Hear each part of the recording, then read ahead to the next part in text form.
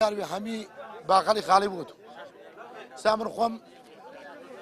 خەوانیا ئەو دووسێدار ئێستا لە مەیدانی کڕین و فرۆشتنی ئاژەڵانی سەی سادقم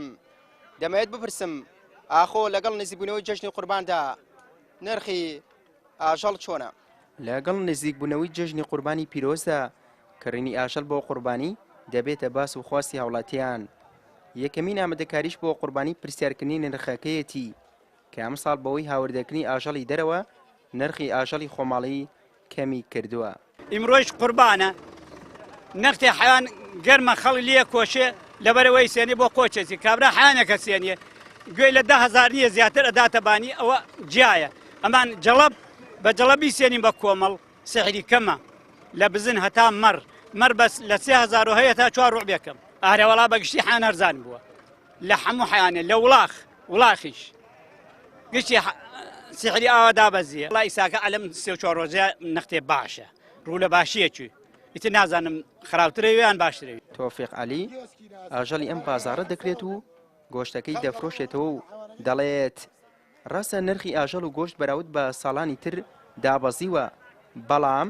داهاتی هاوڵاتیانیش کەمی کردووە و ئەمەش وای کردووە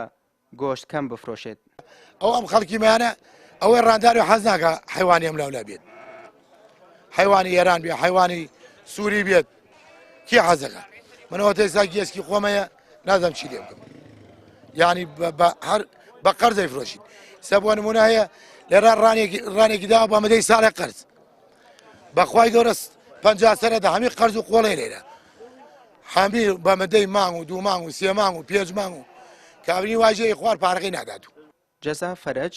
ماوەی چەند ساڵێکە پیشەی گۆشتفرۆشی و دەڵێت دابەزینی نرخی گۆشت نەبووەتە هۆی زۆربوونی کڕیارانی. بەڵام گۆشت بە 14,000 بە 13,000 بوو لەلای ئێمە بەئیسە بە 10,000 و بە 11,000 بوو سیعرانەی ئەو بازاڕێشی نەماوەکو ساڵان کە بڵێ 14,000ێکە چاکترە فرۆشە تاوەیسە بە 10,000